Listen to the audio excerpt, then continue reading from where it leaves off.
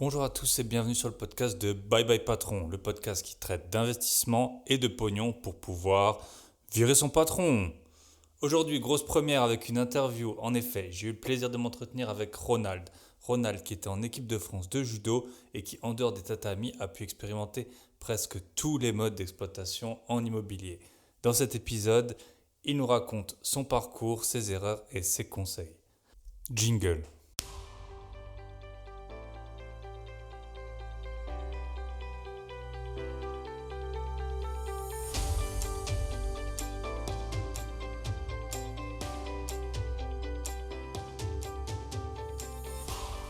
Avant de passer à l'interview, je vous rappelle que mon livre « Négocier un bien immobilier, 7 techniques pour gagner des dizaines de milliers d'euros » est disponible sur Amazon en tapant « Bye Bye Patron » sans espace ou le lien est également présent sur mon site www.byebyepatron.net. Le lien vers le livre ainsi que les contacts de Ronald seront dans la description de ce podcast. Donc si vous voulez le contacter, il est disponible pour parler de sa conciergerie ou de ses investissements. Sur ce, on attaque avec l'interview de Ronald. Petite précision avant de démarrer, le son du tout début de l'interview, il est un peu compliqué, il y a un peu d'écho et Ronald on l'entend pas super bien, mais ça se règle très rapidement, donc ne vous inquiétez pas, ça va pas être tout le long chaotique. Bonne écoute. Écoute, du coup on peut commencer l'interview. Déjà, merci beaucoup pour ta disponibilité. Tu es mon premier interviewé, donc j'espère que ça va bien se passer. Et puis, je suis très content d'avoir créé ce compte Instagram justement pour rencontrer des investisseurs et pouvoir partager un peu avec tout le monde l'expérience qu'on a pu avoir chacun de notre côté. Donc, si tu pouvais commencer, Ronald, par te présenter un peu, voilà, peut-être ton âge, où tu habites, peut-être qu'est-ce que tu as fait comme études, si tu en as fait, ou voilà, un peu ton parcours, peut-être jusqu'à ton premier investissement. Je me prénomme Ronald, j'ai 42 ans, je vais sur ma 42e année et j'ai fait mon premier investissement immobilier en 2008. J'avais à l'époque, je sais plus, ça fait moins. 30 ans, un peu moins de 30 ans du coup. Ouais, c'est ça, un peu aux alentours de 30 ans. Et moi, je travaille dans la finance. Dans la finance, ok. Est-ce que tu peux juste parler par contre bien proche du combiné parce qu'on t'entend un peu doucement? Tu m'entends mieux là ou pas? Là, c'est mieux, ouais. Super. Ok, et avant, du coup, t'as toujours travaillé dans la finance et t'as fait des études? Ouais, j'ai fait un bac+5 en économie et gestion des entreprises. Oh, j'ai pas que travaillé dans la finance, j'ai fait un peu de sport aussi. J'ai fait du judo en pro, on va dire. Et en plus de ça, j'ai créé des sociétés aussi. J'avais des sociétés en parallèle. En parallèle, du coup. Et le judo, t'en as fait jusqu'à quel âge, du coup J'en ai fait jusqu'à 32 ans. J'ai fait du judo. Ah ouais, 32 ans. Et t'as gagné des coupes ou des championnats? Ouais, j'ai eu la chance de faire des gros tournois internationaux. J'ai fait les championnats du monde universitaire. J'ai fait plein de tournois internationaux et j'étais international français. Ah ouais, super. Félicitations. Merci. Et quelle catégorie de poids, du coup, t'avais? 73 kilos. 73 kilos, ok, super. Au régime, hein. Au régime, ouais. Sinon, combien tu pèses en temps normal, un poids de croisière? À l'époque, c'était 79. 79, quoi. Et après, tu mettais combien de temps à atteindre les 73? C'était rapidement? Je mettais un mois à peu près. Et après, je me maintenais quand j'avais des compétitions régulières. Ok. Le rêve de chacun, hein, de perdre 6 kilos en un mois. Ouais, mais après, j'en reprenais 7 en une semaine. Hein. En 4 jours. C'était pas des régimes. Enfin, si, j'avais une diététicienne à la fin surtout. On peut pas dire que dans la durée, ça soit. Quand tu as un poids de corps qui est le naturel, même si tu perds ce poids-là, à un moment, tu peux pas non plus forcer la nature. Ouais. J'ai commencé à 73, j'avais 20 ans, mais quand tu fais 12 ans dans une même catégorie de poids, naturellement, tu prends du poids avec l'âge. Ok. Et puis j'ai pris du muscle aussi, parce que je me suis renforcé musculairement. Ok, super. Et donc en parallèle, ça te prenait tout ton temps le judo ou tu avais un emploi à côté? Alors, ça me prenait tout mon temps, ça me prenait beaucoup de temps, mais comme je gagnais pas beaucoup d'argent, j'avais un emploi à côté et justement j'ai bossé dans la finance. Et alors à l'époque on avait des contrats d'image au judo d'un an renouvelable, donc c'est l'équivalent d'un CDD, tu vois. Et je bossais dans la finance en CDD.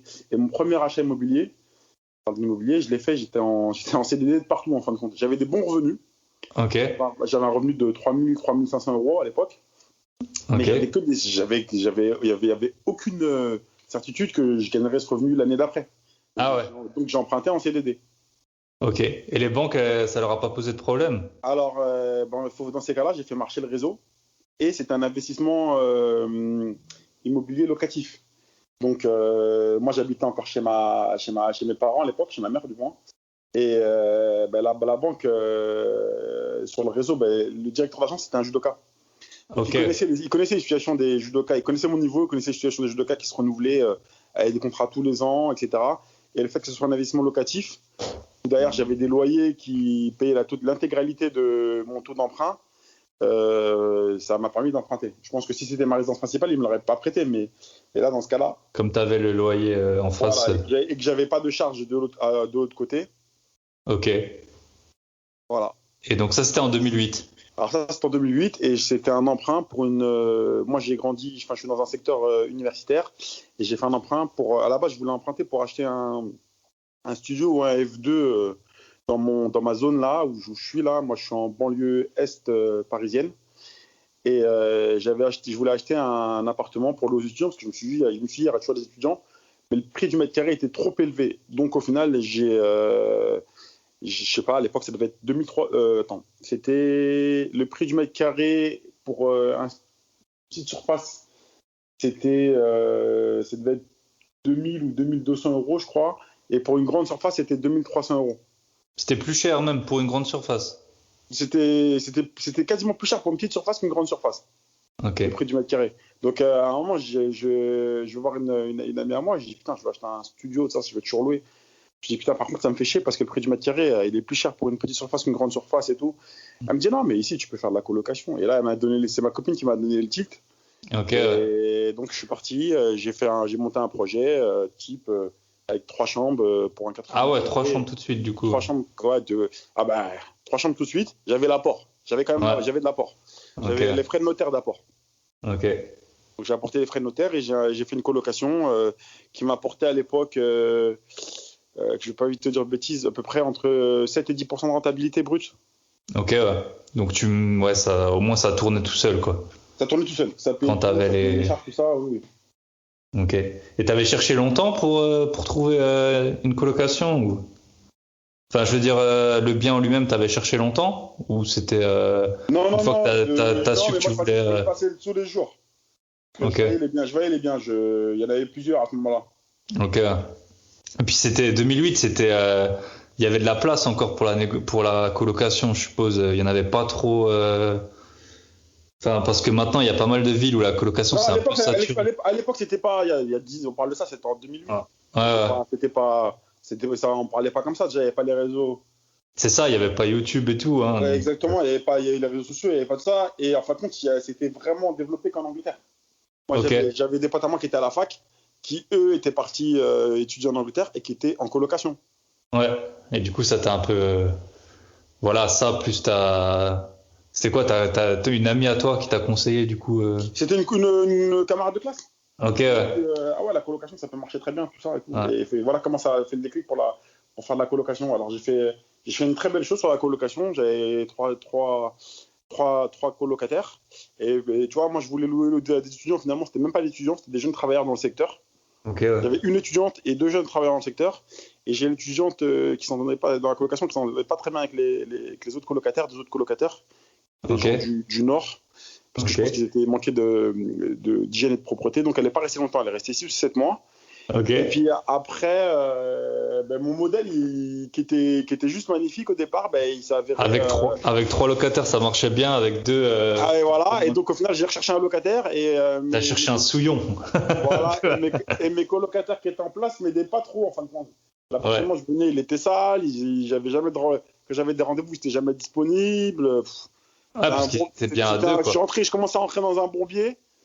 Et comme je commençais à rentrer dans un bourbier, pendant 5 ou 6 mois, je me suis retrouvé finalement d'un truc qui devait s'autofinancer et se payer, à rajouter de ma poche. Je les ai sortis, en fin de compte, j'ai récupéré l'appartement. T'as fait quoi, Wazari ou un truc comme ça, là, une petite non, non, j'ai juste récupéré l'appartement pour ma résidence principale. Ok. Ouais. Et comme c'était un bail d'un an, comme c'était du meublé LMNP, que c'était en meublé, je leur ai sorti le préavis à la fin de leur bail. Donc ça a été plutôt facile de les sortir.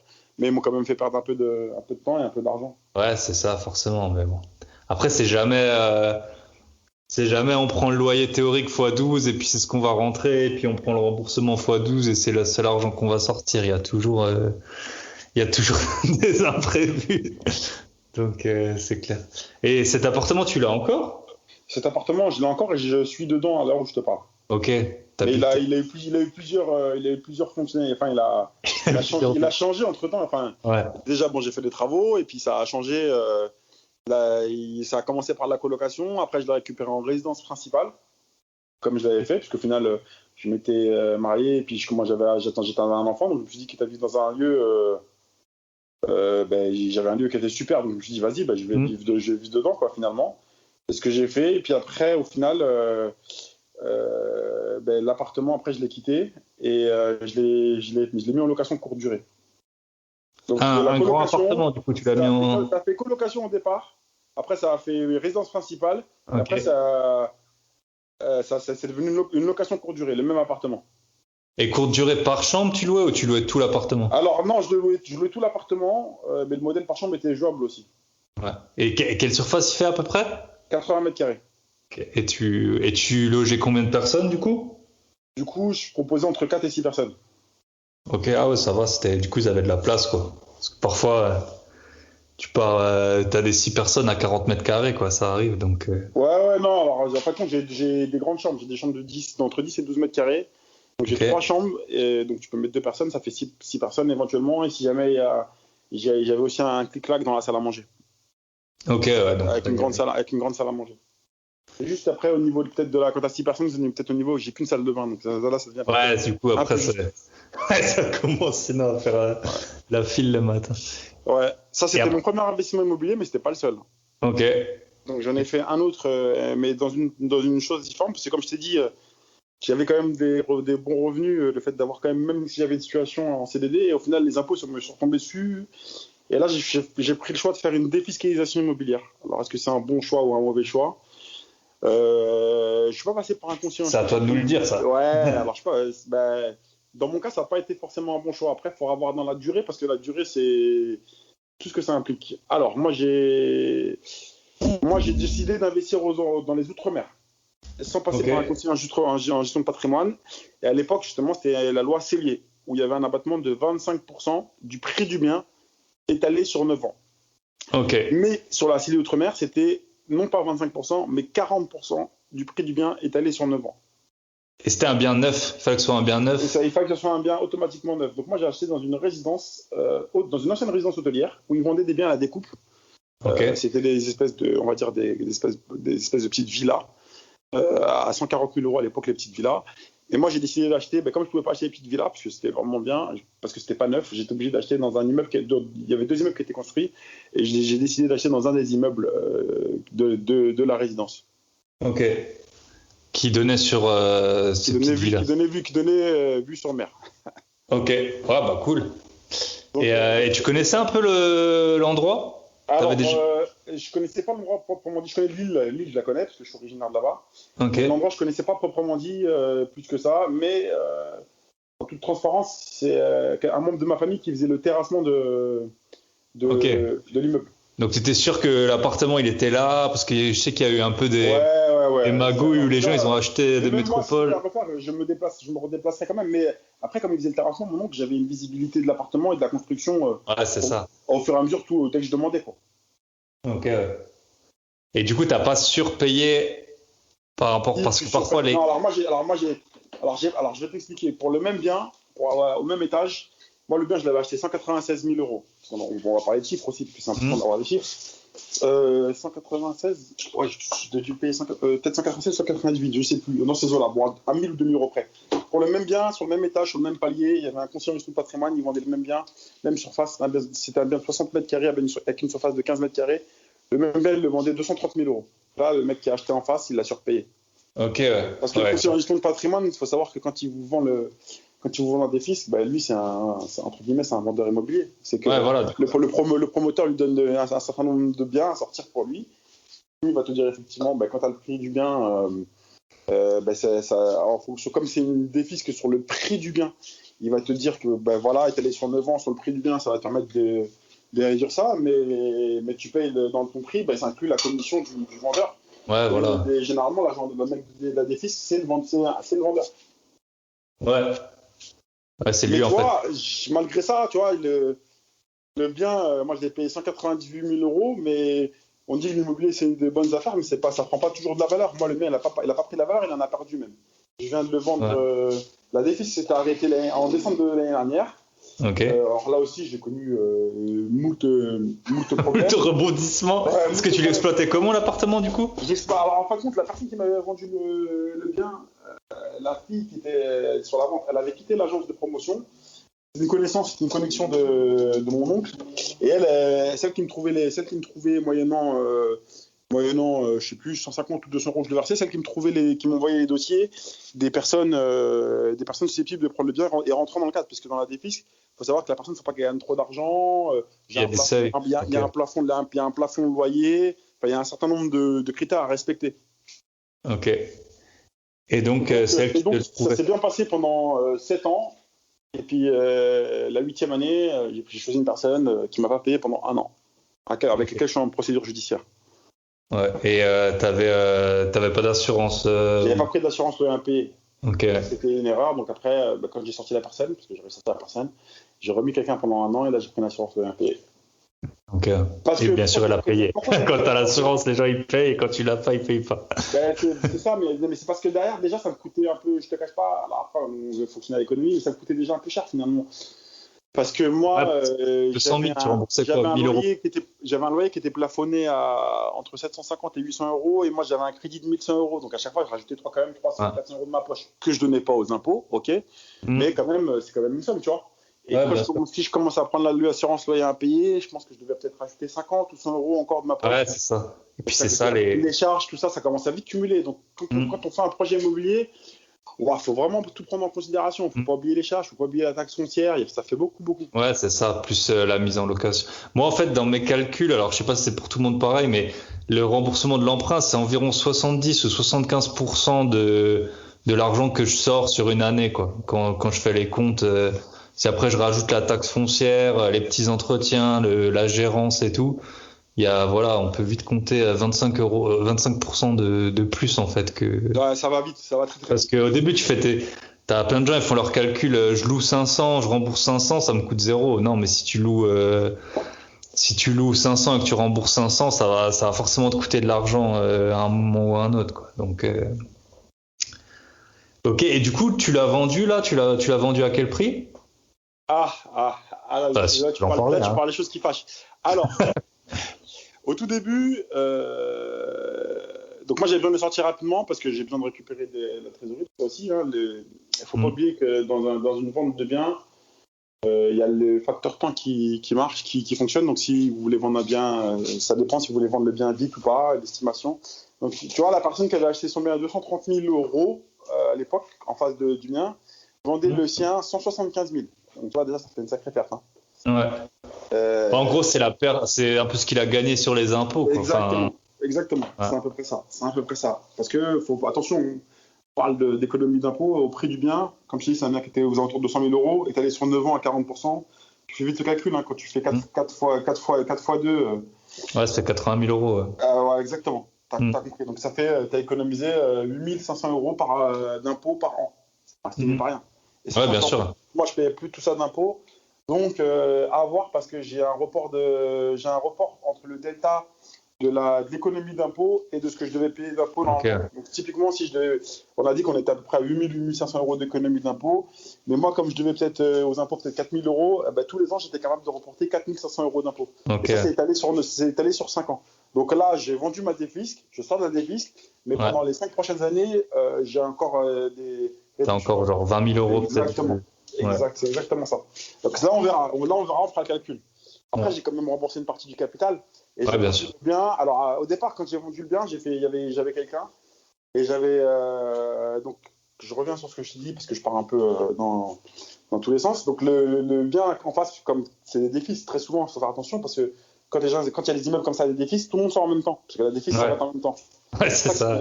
C'est ça la problématique. Ouais. Sinon, si vous voulez peut-être, je discutais avec une amie pareil, qui a fait une défi, si vous voulez peut-être pas sortir en même temps, si vous avez la capacité de rester sur les biens, parce que vous êtes capable de souvent, il y a des défis qu'on peut les prolonger de 3 ans. 3 ans plus 3, donc 3 plus 3. On peut faire 9, 12 et 15. Ok. Et il faut peut-être éviter de sortir sur les 9 ans, peut-être, sur les 12 ans. Ouais. Si on n'a pas trop à payer, si on n'a pas besoin de trésorerie, etc.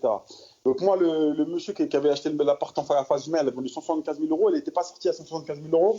Finalement, il était au bout de 6 mois, il était obligé de descendre à 169 000. Ok. Et il l'a vendu après à 169 000, je pense, ou peut-être pas. Hein. En tout cas, c'était l'annonce, c'était le prix annoncé. Donc moi, quand je l'ai vendu, il y avait quelqu'un dedans. Donc quand il y a quelqu'un dans un appartement et que vous vendez, il y a 10% d'abattement. Il faut compter 10% d'abattement parce que vous vendez un logement occupé. Mais entre-temps, entre le moment où j'ai mis l'annonce et au moment où j'ai donné la congé aux locataires, en leur proposant de racheter, parce que quand on vend un bien avec quelqu'un dedans, on peut leur proposer, on a l'obligation de leur proposer de racheter au prix qu'on souhaite.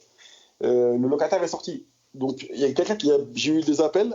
J'étais passé par une agence aussi. Là encore, on a fait marcher le réseau. C'est important le réseau. J'ai un ami qui travaille dans une agence ici, IAD. Je l'ai appelé et il m'a dit qu'il m'a connecté avec un IAD dans les de là-bas, ok. Ah, exactement. Parce que de toute façon, je pouvais pas gérer, je pouvais pas. Bien sûr, tu vas pas prendre l'avion pour aller. Impossible pour faire des visites, impossible. Et donc au départ, les gens ils ont vu l'annonce, ok, intéressés, mais au prix initial. Mais la différence c'est que au bout d'un mois, je reçois un courrier du locataire qui me dit qu'il sort. Ok. Donc je réaugmente le prix puisque finalement je refais un prix et donc là le bien je le revends à 165. Donc c'est quand même une perte. Hein. Je l'ai acheté 196,5 je crois ou 198 comme je t'ai dit. Et au final je revends 65,5 et c'est pas l'aide vendeur puisque il y a l'agence qui prend sa commission. Ok. Ouais, donc en fait, tu te retrouves un peu avec les 4-5 000 euros pendant 9 ans que tu as économisé. Alors là, c'est là où il va falloir faire sur la calculette. Il va falloir voir combien me reste de capital restendu. Ouais. Voilà. À la fin, quand j'ai vendu, entre capital restendu et ce que j'ai vendu, combien il va me rester dans mes poches. Voilà, donc entre la vente et il va m'en rester un peu. Il va me rester, je sais plus, entre 20 et 25 000 peut-être. Donc il n'y a pas de plus-value puisque finalement je vends en dessous du prix. Donc ça c'est une chose. Après c'est tout le lissage des impôts sur les 15 ans en fin de compte qui va ouais, c'est ça qui va voir si parce qu'il faut pas oublier que quand même pendant les 9 ans j'ai quand même sorti 300 euros de ma poche. Ouais, c'est ça aussi, bien sûr. Donc c'est pas rien. Donc au final il faut voir. C'est 300 euros sur 9 ans, donc 300 x 12 ça fait 3600 fois 9 ans ça fait 30 000 euros. Voilà, 30 000 euros. Et puis après, derrière, ok, très bien, je vais récupérer une partie de la somme, mais il faudra voir combien j'économise d'impôts encore sur les années à venir. Ok, ouais. Là, on verra si l'opération, au bout de 15 ans, 14, elle a été elle a été pas intéressante, mais au moins flat, on va dire. Ouais. Ok. Bon, après, au moins, ça t'a. Bon, de toute façon, on est toujours plus intelligent après, hein, mais au moins, ça t'a. Voilà, ça t'a rien coûté. Et puis c'était un bien. L'avantage c'était les dom-toms, c'est que t'y as pas passé trop de temps, quoi. Je veux dire, c'était. Non, ça va pas passer du temps. Juste, le truc que je faisais, c'était rédiger les quittances de loyer. Après, au bout de 9 ans, par contre, sur les dom-toms, c'est un peu compliqué. Parce que l'usure va beaucoup plus vite. En plus, tu as un bien en bord de mer. Donc, tu vois, typiquement, la dernière année, ça commence à me coûter cher. Là, changer la clim, changer le four. Ouais. Tu vois, donc là, ça commence à coûter. Donc, et en off, c'est des lieux où il y a quand même pas mal de zones anticycloniques et pas mal de problèmes de terre, etc. Et donc, au final, moi, j'avais quelqu'un au syndic qui m'a dit qu'il risque d'y avoir des charges beaucoup plus importantes d'ici 2-3 ans. Ok. Qui me conseillait de vendre finalement. Parce que bien, si j'avais pas besoin de liquidité, parce que là j'ai besoin de liquidité, j'aurais pu garder le passé en location de courte durée. Ouais. Parce que je suis dans une ancienne résidence hôtelière, comme je l'ai dit au début, et il y a beaucoup de biens là-bas qui se louent très bien d'ailleurs. Ouais. Et donc de 750 euros à 800 euros le loyer, peut-être j'aurais pu passer peut-être à 1600 ou 1500 euros en moyenne de loyer, quoi. Mais bon, c'est sûr. on est loin, la gestion c'est difficile. Ouais, c'est ça, faut trouver quelqu'un de confiance. On parle de 8000 km. Ouais, c'est ça. Ouais, parce qu'en plus, t'es jamais à l'abri que si tu te délègues, par exemple, il le loue, tu sais, sans te le dire. Genre, il va dire, la semaine prochaine, c'est vide. La gestion, c'est compliqué. Après, bon, moi, alors, tu vois, j'ai fait d'autres choses. J'avais un autre bien ici aussi en métropole, que j'avais acheté un studio aussi, donc troisième bien immobilier, que j'avais mis en LMNP, donc classique, location meublée, et que j'avais repassé en location courte durée. Et pendant cette période-là, j'en ai profité pour créer une agence de gestion de biens en location courte durée. Donc j'ai géré 3 biens en location courte durée. Donc le grand bien dont je t'ai parlé au début, le petit studio que j'avais acheté là, que j'avais basculé de LMNP en location courte durée, plus un bien d'un ami qui est parti au Canada.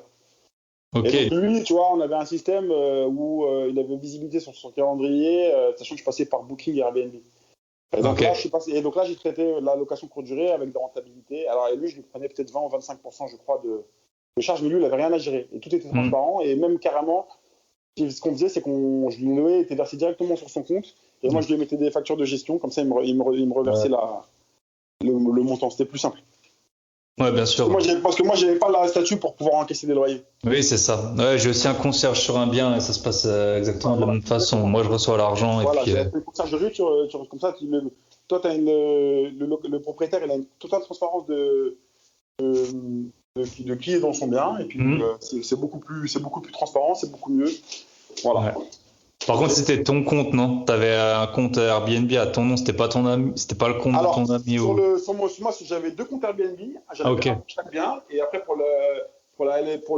celui qui était en conciergerie, non, ça c'était le compte de la personne, mais sur lequel j'étais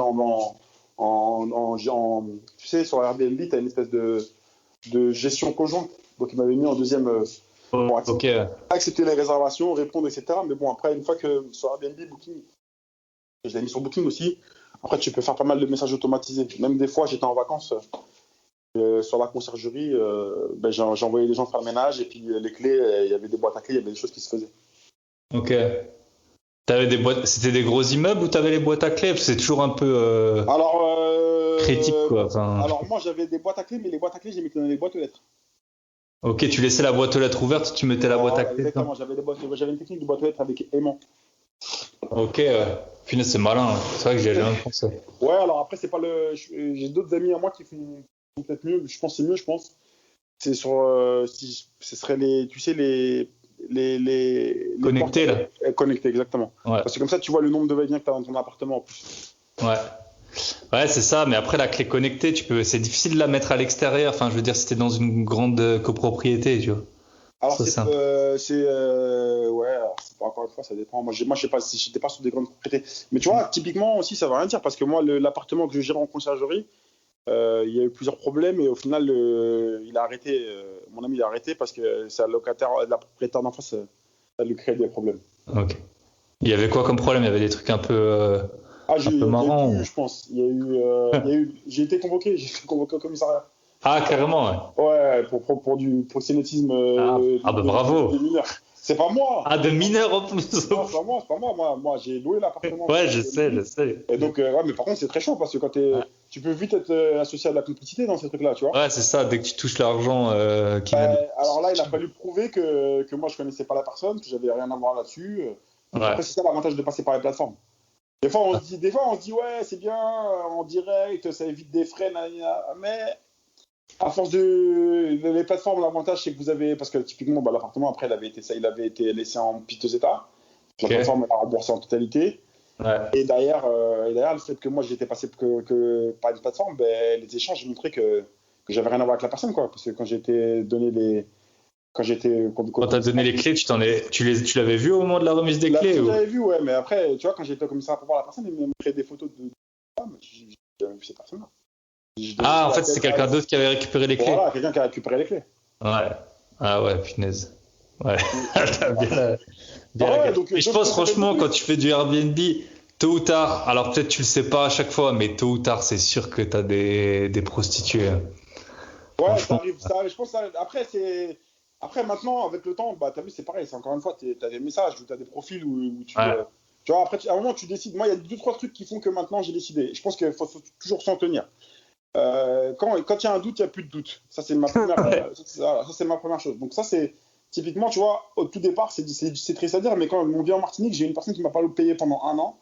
Et au départ, je voulais pas louer à une femme isolée. Et j'ai loué à une femme isolée avec enfant seul. Voilà. Et c'est la personne qui m'a pas payé pendant 1 an. Donc voilà, donc ça c'était. Donc on va dire que j'ai dérogé à la règle. Et sur les Airbnb, les bookings et les règles que j'ai maintenant, j'avais fixé des règles, j'ai dérogé à la règle, c'est qu'au final, les personnes, il faut qu'ils aient au moins 2-3 commentaires, il faut qu'ils soient vérifiés. Si c'est pas vérifié, s'il n'y a pas de commentaires, je prends pas. Quitte à pas gagné d'argent. Après, de toute façon, quand t'as bien, il est bien agencé, il est propre, il a des belles photos. Tu loupes une réservation, tu en récupéreras une derrière. Ouais, bien sûr. Surtout dans les coins où c'est un peu tendu. Donc. Mais c'est vrai qu'il faut faire attention, parce qu'en plus, c'est pareil, même si vous casse des choses, ben, ça fait des périodes de vacances, plus tous les problèmes légaux qu'on peut avoir avec, c'est vrai que c'est un peu... Alors, moi, j'ai dit, plutôt que pour courir, je sais pas, sur n'importe quoi, 100, 200 euros, et se retrouver à casser, avoir une période de vacances, parce qu'il faut refaire, il faut faire les travaux, il faut aussi ça. Je dis, je préfère pas prendre. Maintenant, quand il y a un doute, il n'y a plus de doute. Ça veut dire que s'il y a un profil qui me pose trop de questions, est-ce que vous donnez les clés? Ouais, s'il y a un interphone ou des trucs un peu comme ça, là. Je prends plus. C'est la question. C'est toutes ces questions-là qui vont me mettre la puce à l'oreille, je prends plus. Ok. Ouais, bah super. Donc voilà, ça me fait plusieurs expériences. T'as plus le studio là, alors en location courte durée? Non, il est vendu, ça y est, j'ai tout vendu. J'ai sorti. Ah, t'as tout vendu, ouais. Tout vendu. Enfin, il me reste l'appartement en colocation. Où t'habites dedans? Où j'habite dedans, mais qui reste. Et puis là, il est bientôt fini de payer, donc te dire. Depuis 2008. Tu as un sacré taux d'intérêt en plus en 2008, hein, c'était pas 1%. Alors, sur les taux, si on parle de taux d'intérêt, à cette époque-là, j'étais à 5%. Ouais. C'était un assassinat. Mais c'est pas loin. Hein. J'avais quand même fait. À l'époque, c'était même 5,40, je crois, parce que j'avais pris sur 25 ans. Mais j'avais utilisé technique du taux lycée, tu sais, j'avais coupé un taux en deux. Okay. J'avais fait deux emprunts. J'en avais fait 1 sur 15 et 1 sur 25, et ils te font une moyenne pondérée des deux emprunts. D'accord. Pour baisser, en fin de compte, pour que ça te revienne à un taux à l'époque de 20 ans, malgré que tu as emprunté sur 25 ans. Ok. Et derrière, tu n'as qu'une seule mensualité. D'accord. Mais après, entre-temps, j'ai quand même racheté le taux. Ah bah ouais, c'est en plus, j'avais des taux variables. Alors, c'est pour te dire. Ouais, mais c'est fou. Hein. Maintenant, maintenant, c'est du 1%. Là, sans négocier, là, j'ai eu 1%. Même maintenant, mon taux est toujours plus élevé que le taux de maintenant. Je suis à un taux à 2%, mais j'ai fait le calcul. Comme c'était que du capital, si je rembourse, même avec un taux à 0,75, avec les 3% de majoration, etc., ben, je peux. Ouais, tu t'y retrouves pas. Ouais, je me retrouve pas. Donc, toi, tu as fait les calculs, mais la banque, elle les a fait aussi, t'inquiète. Ouais, on a fait les calculs. Ouais, bien sûr. Bien sûr. Donc la banque, elle me laisse plus baisser mon truc, quoi. Ouais. Je suis à 2% là, mais il me reste que. Ah bon, 2%, ça va, hein, franchement. Non, je paye que du capital. Les intérêts sont déjà payés. À l'époque, mon bien, quand j'avais fait le calcul, je l'aurais payé deux fois. Mais encore une fois, là, j'avais fait une colocation. Mais quand j'y habité dedans, j'ai renégocié mon taux, j'ai renégocié aussi ma durée. Donc, j'avais des grosses mensualités. Hein. J'étais passé de 1 200 à 1 600 euros quand même. Ah ouais. Okay. Mais c'était les conditions sine qua non pour baisser. Et par contre, le fait d'avoir renégocié mon taux et mes mensualités, et que j'avais un taux lycée, au final, et 2 taux variables, finalement, ça m'a fait 2 taux éclatés. Ils m'ont splitté mes 2 taux, donc mes 2 emprunts. Donc j'ai 2 emprunts, avec un qui se finit peut-être dans 3 ans et un qui se finit dans 1 an. Donc dans 1 an, ça sera mieux. Ah ouais, donc là, t'arrives au bout. Ouais. J'arrive au bout d'un an et demi, ouais. Dans 1 an et demi, ça sera mieux. Ok, bah super. Et du coup, tu as d'autres projets maintenant? Ouais, j'ai d'autres projets, mais je travaillerai différemment. Là, on va récupérer un peu le cash. On va voir ce qui se passe. J'étais en train de voir, là, au départ, j'avais regardé pour acheter un terrain dans le sud et faire le mec qui tente tout, quoi. Le mec qui a fait des fils. Mais c'est comme ça. Hein. Je voulais faire pas des mobilhomes, mais tu sais, je voulais faire les maisons containers. Ah ouais, tiny house, les trucs comme ça. Exactement, je voulais faire ça. Là, le projet, c'est pas fait parce que pour X, Y raison. Donc, c'est pas grave, je vais prendre le temps un peu de recul. Mais ouais, je vais repartir sur je pense, sur de la LMNP en location courte durée. Mais sur des petites surfaces, par contre. Je ne ferai pas sur des grandes surfaces parce que c'est trop à gérer sur des grosses surfaces. Ouais, c'est ça. Et puis, souvent, tu as les charges. Enfin, ça dépend un peu des immeubles, mais c'est vrai qu'une fois que tu mets tout bout à bout, les grandes surfaces, c'est quand même moins rentable, quoi. Enfin, en tout cas. Parce que les charges, en fait, elles sont vraiment proportionnelles à la taille du logement, alors que le loyer, pas forcément, quoi. Donc,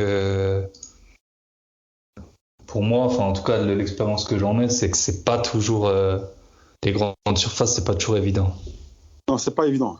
Ouais. Et puis aussi, moi, en fait, j'ai fait une erreur, c'était que j'avais, enfin, je sais pas si on peut considérer ça comme une erreur, mais j'avais acheté un appartement assez grand. Et je m'étais pas imaginé, mais en fait j'ai eu plein vraiment de familles ultra nombreuses. C'était un appartement de 3 chambres et j'avais des propositions, une femme seule avec 5 gosses, enfin plein de gens voilà qui avaient plein d'enfants et du coup qui travaillaient pas, parce que enfin c'était des profils que j'avais pas du tout l'habitude de voir sur quand t'as des T2 ou des T3 et là c'était un peu ouais voilà c'était je pensais avoir des familles un peu, voilà, je sais pas, 2 parents, 2 enfants, mais vraiment j'ai eu des cas, des gens, en fait, je sais même pas comment ils gèrent, c'était un parent seul avec 5 gosses, je sais pas trop comment ça se passe, mais donc ça, quand t'as des grandes surfaces, c'est un peu le problème, quoi. Et puis du coup, s'ils payent pas, vu que les appartements ils sont plus chers, les charges elles sont plus élevées, c'est encore plus plus problématique. Ok. Et du coup, ce serait dans le sud que tu veux investir maintenant ou?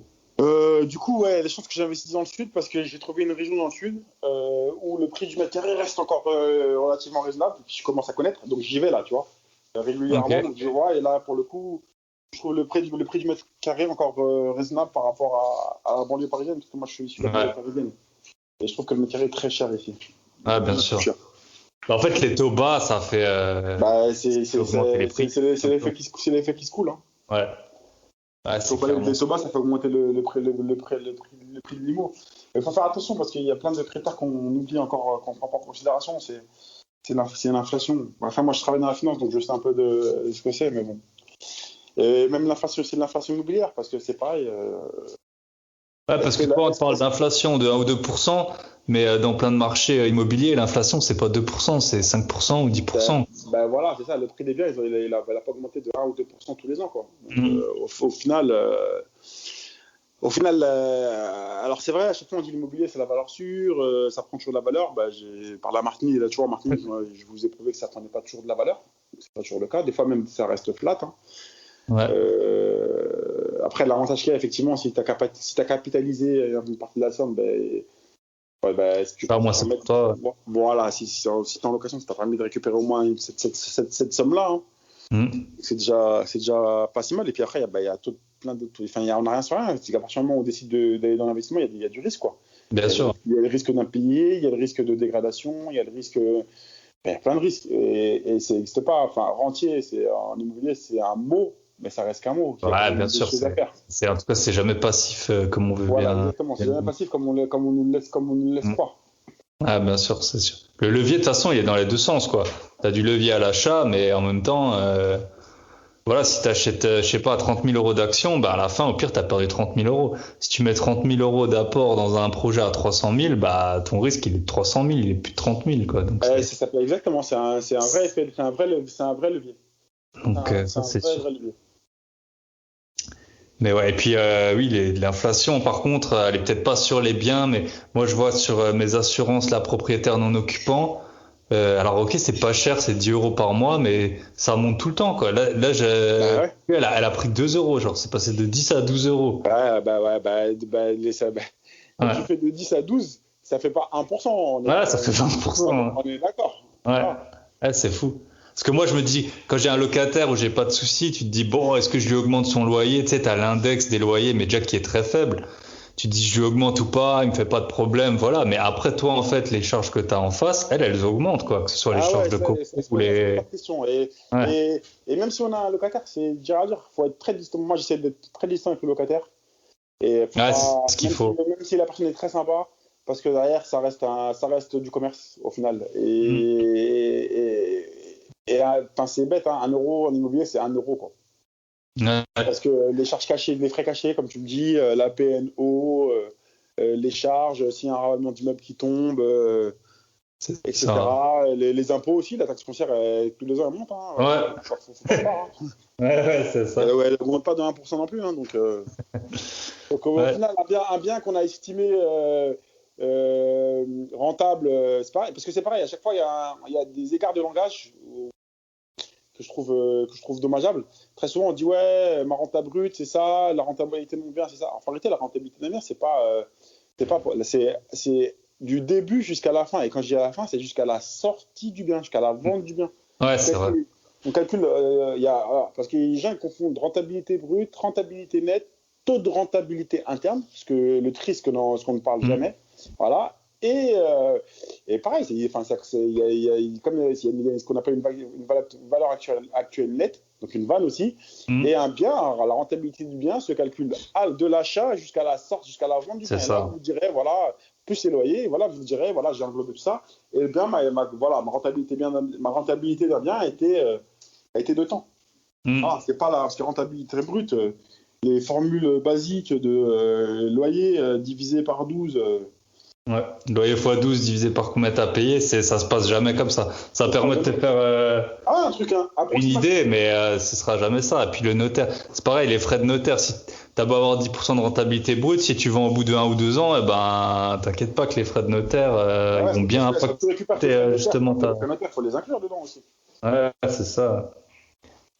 Ah, c'est sûr. Ok, du coup, on arrive à une quarantaine de minutes de podcast, donc je vais te poser encore 2-3 questions. Puis après, si tu voudras rajouter un truc, libre à toi. Donc, la première question que j'avais, c'était est-ce que tu as une ressource à recommander? Peut-être, je sais pas comment tu t'es formé, ou est-ce que tu as, je sais pas, un livre que tu as bien aimé, ou une chaîne YouTube que tu suis, un podcast, ou ça, c'est pas forcément même un investissement, ça peut être quelque chose qui t'inspire. Je lisais beaucoup de. J'ai lu beaucoup de livres, j'ai lu beaucoup de choses. Et le problème de l'information, c'est qu'il y a beaucoup de désinformation et qu'apparemment, des fois, il y a de la dispersion.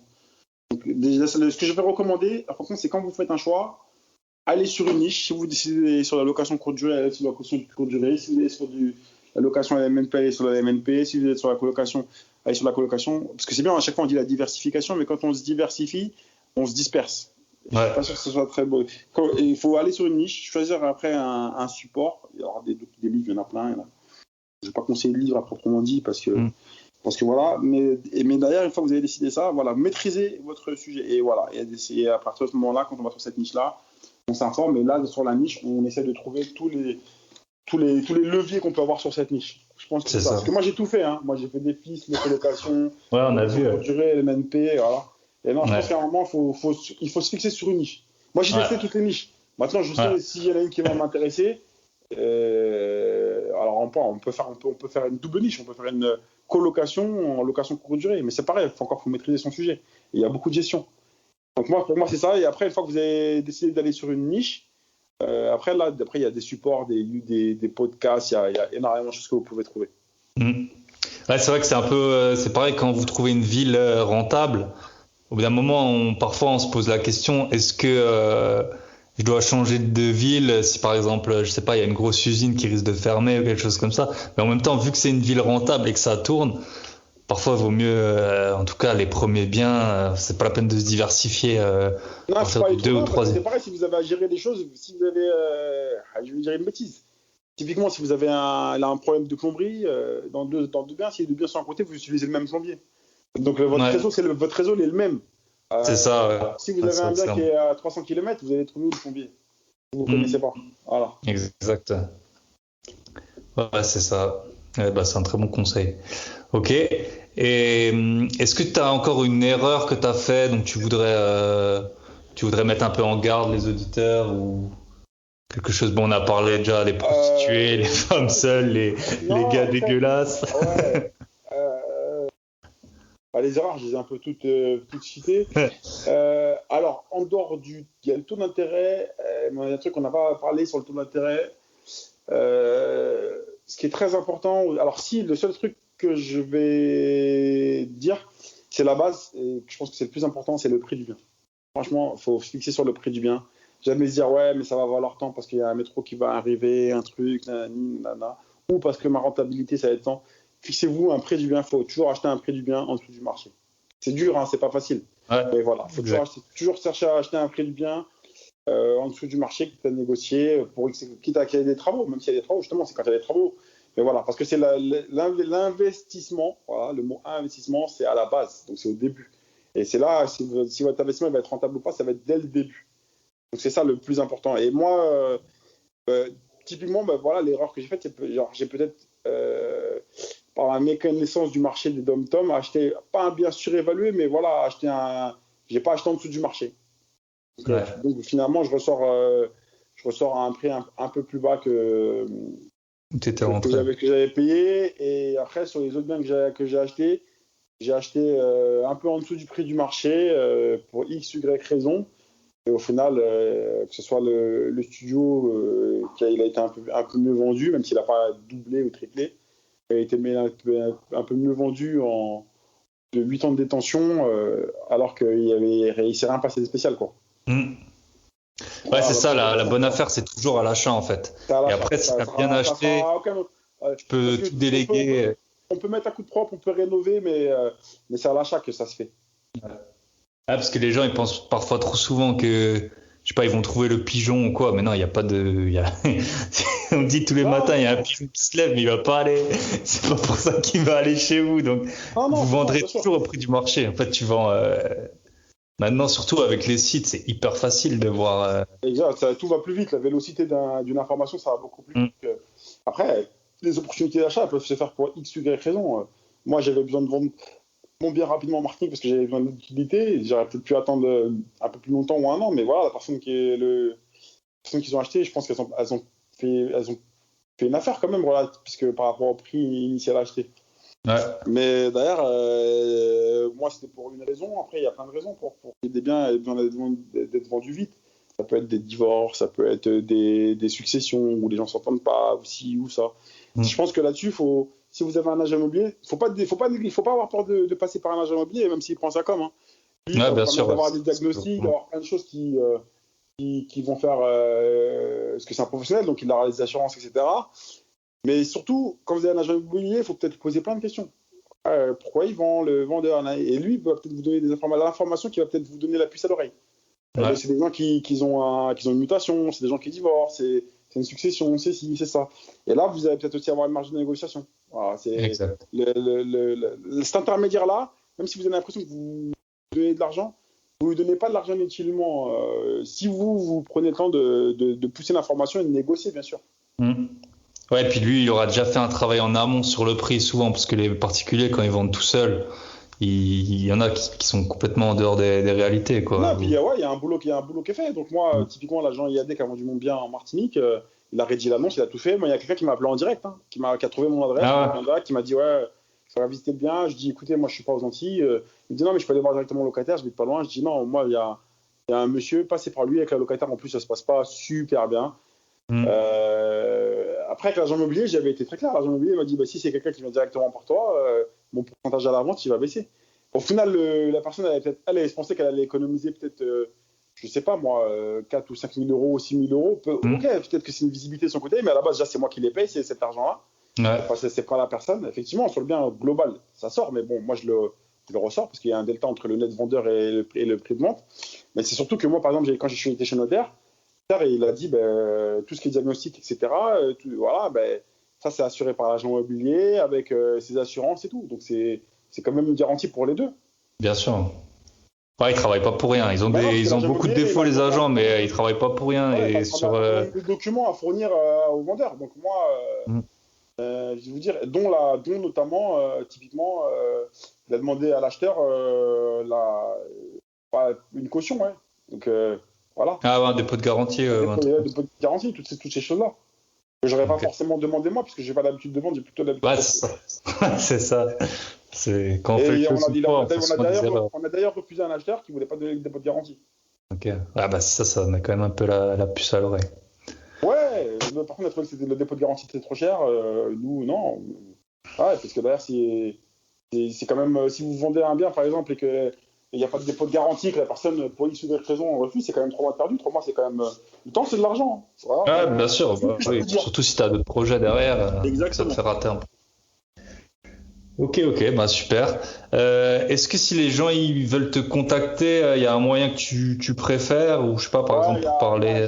J'ai l'insta de la conciergerie qui qui est existant si les gens veulent me contacter. On peut Ok. passer par l'insta de ma conciergerie, qui est la conciergerie qui est entre guillemets en semaine, mais sur l'Insta, je communique, j'échange aussi. C'est pareil pour voir des affaires, pour échanger, parce que le brainstorming est très bon. Et l'Insta, il s'appelle Bed and Sleep. Bed, B-E-D, il y a des tirets du bas, A-N-D, tirets du bas, sleep, dormir, S-L-2-E-P, tirets du bas encore. Ok. Et on voit justement les biens que j'avais en gestion et en location. Ok, super. Bah, je le mettrai en plus dans la description du podcast, comme ça, si les gens. Si les gens veulent échanger sur l'immobilier, moi je suis ouvert à tout type d'échange. Je parle à tout type de personnes. Parce que Ok. derrière, si on peut apporter de la valeur, si on Bah, peut bien sûr, c'est ça. C'est. l'échange de mon procédé, voilà, comme pour le podcast. Ça fait un moment qu'on échange. J'adore ton Insta. Ok, bah, Je trouve cool. ça très décalé et je trouve ça très enrichissant. Ouais. Bah, merci beaucoup. Merci Bah, à écoute, toi. bah, je pense qu'on peut s'arrêter là. Bah, en tout cas, j'espère que le podcast il plaira aux auditeurs. Et puis, merci beaucoup. J'espère aussi. Merci Et quand beaucoup. je passe dans le coin, peut-être. Et je n'hésite tiendrai au pas. courant. Même moi, je risque peut-être de passer dans ton coin là. Donc, Ok. Bah, écoute, on se tient au courant. Bye bye, patron. Ça marche. Allez, bah, merci beaucoup. Merci. Et ben, Au revoir. ciao. Voilà, c'est la fin de cette interview. J'espère qu'elle vous aura plu. N'hésitez pas à partager le podcast à vos amis et à me mettre une note 5 étoiles sur iTunes ou n'importe quelle autre plateforme. Je vous dis à très bientôt. Bye bye.